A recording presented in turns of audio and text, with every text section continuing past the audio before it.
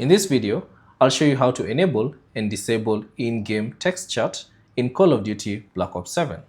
Simply launch the game and then you should get to the Call of Duty homepage and then select Call of Duty Black Ops 7. And then press the menu button on your controller and use the R1 or the L1 button and navigate to the settings wheel icon.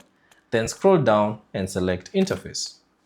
Now within the interface section, use the R1 and the L1 button again and navigate to the game hub section.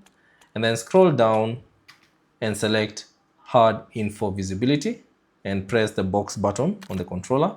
And then scroll down and find the in-game text chat. So if you want to enable it or if you want to disable it, so by default it's enabled.